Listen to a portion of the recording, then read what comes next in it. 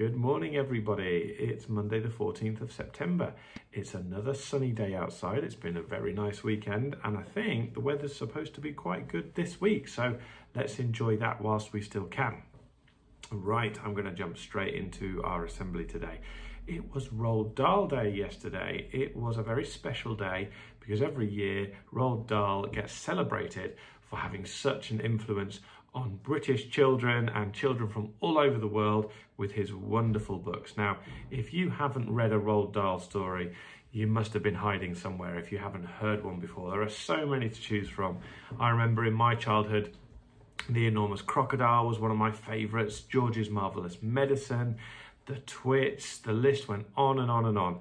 And I know that in school, we do read a lot of those books as well, and you've been reading some at home. Now, I have taken one of my favourite pieces of text from The Twits, and I'm going to read it to you this morning. It's jumping straight into the first part of the story when you find out that Mr. Twit and Mrs. Twit play some horrible tricks on each other. So you're jumping straight into the little part where they're eating dinner. Here we go. The chapter is called The Wormy Spaghetti. The next day, to pay Mr. Twit back for the frog trick, Mrs. Twit sneaked out into the garden and she dug up some worms.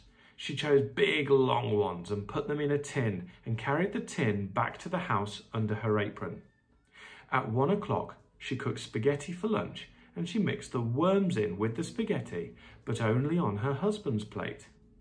The worms didn't show because everything was covered with tomato sauce and sprinkled with cheese. "Hey, my spaghetti's moving," cried Mr. Twit, poking it around with his fork. "It's a new kind of spaghetti," Mrs. Twit said, taking a mouthful from her own plate, which of course had no worms. "It's called squiggly spaghetti. It's delicious. Eat it whilst it's nice and hot." Mr. Twit started eating, twisting the long tomato-covered strings around his fork and shoveling them into his mouth. Soon there was tomato sauce all over his hairy chin. "It's not quite as good as the ordinary kind," he said, talking with his mouth full. It's too squishy." "I find it very tasty," Mrs. Twit said. She was watching him from the other end of the table.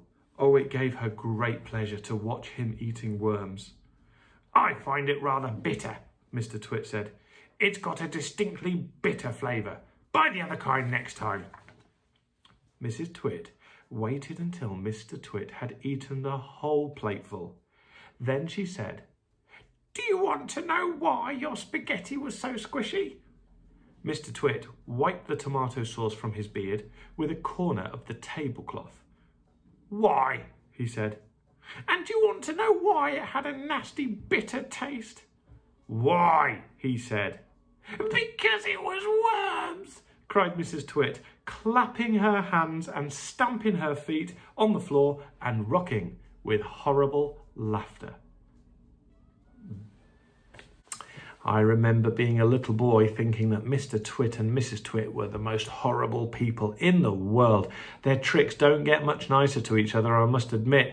And actually, if you've not read that story or not had it read to you, you're missing out, and you probably want to get in to see what happens next, because there are two parts to that story. There's the first half where you find out all about Mr. and Mrs. Twit and what they do to each other. And then there is the revenge of some of the other animals that have been imprisoned or badly treated by them. So I'm going to jump on now to our emotion card. You may remember at the start of last year or middle of last year, we started looking at these mood cards in assembly. And each week we had a new mood card that we were introducing, and we would talk a little bit about it. So I thought it might be a nice idea on a Monday morning to show you a new mood for the week. Now remember, these cards are not how I'm feeling. They're not how you're feeling at that moment in time. They are describing an emotion or a mood that you may feel or you may experience at some point during the week or at some point during your life. Probably you've felt like it before, but you may not know what the word is to describe it, or you may not know how it felt. So we're hoping that when you hear these words, it can help you understand a little bit more about how you felt and why you felt like that. So I'm going to show you the picture for today's, and this is the one we'll look at this week. So you can see the picture there. I sometimes do that eyebrow. The person is on guard. So the emotion is wary. If you're wary, it means you're a little bit uncertain about something. You're not sure if something's going to go well. You're a bit suspicious perhaps, or you don't fully know that you trust something. You can be very wary when you go into a new situation or something that hasn't been positive before, something that you've been a bit scared of before. And it's okay to feel wary. It's okay to feel uncertain. You might tiptoe into the room somewhere, or you might go in a little bit slowly or tentatively. It is quite normal to feel wary. Confidence only comes with things when you feel settled. And you might understand that when you feel wary, you may not feel confident the second time or the third time. It takes a little bit of practice. But it's also good to be wary, because when dangers are around, like for example, if somebody's cooking something at home and the oven's on, you need to be wary because you don't want to be just popping your hands near the oven, do you? So it's very good to make sure that you are wary at some times. You're wary around strangers. Mums and dads always talk to you about that. And you know that you're wary around things that you're not sure of. You don't just go around pushing buttons on machines just randomly without knowing what you're doing. So it's good to be wary, as well as sometimes wary is an emotion that makes you feel that you just don't fully trust something. Okay, now, finally for this morning, I'm going to bring out a jar that it sits in my office with me. It's really, really special to me. And this is something that Keegan, your big sister, made for me. Do you remember this jar that she spent a long time making, that Neela did before she left? And in this jar, there was 365 quotes or riddles or little things for me to look at, inspirational messages. And I've got a lot of them that I've opened already, and they sit up on a little shelf of mine. And I thought it might be quite nice on a Monday assembly to open one with you. So I wonder if the children might be able to answer to their class teachers why 365 have been made by Neela, because she had to sit and write all of those before she left primary school. So I wonder why the number 365 was chosen. Okay, here's today's. Let's open it up and see what it says. So, Neela's quote for today is, "Your past mistakes are meant to guide you. Never let them define you." And I think that's a really lovely message. Sometimes when you read these, they really hit you in the heart and they really mean something special to you. And for some of you, you won't understand what they mean. So I'll try and explain this one for you. Your past mistakes are meant to guide you. That means that you are supposed to learn from the things that you do wrong. It's impossible to do everything perfectly. You just don't do things perfectly all the time, and you don't get things right all the time.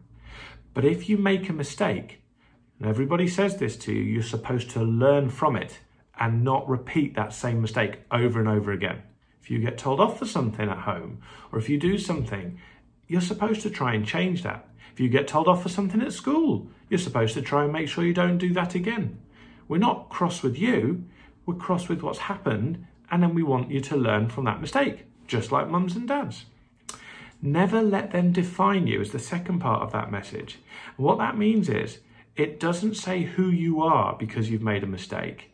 It's the person that you become when you don't let your mistakes define you that really says who you are. So if you fix your mistakes and you become a bit better and stronger person, then you really are something special. And talking of something special, I found a picture last night that I thought I would share with you. How many of you have sharpened a pencil, and just when you go to use it, the end of that lead breaks off? So you sharpen it again and it's broken off because the lead inside it has snapped in a few places and it breaks off really easy. Well, that happens to all of us, but have a look at what this artist has done with a pencil and with the lead. He has carved the alphabet onto a piece of lead. You have to look really carefully at that. I was absolutely blown away by the skill of that picture.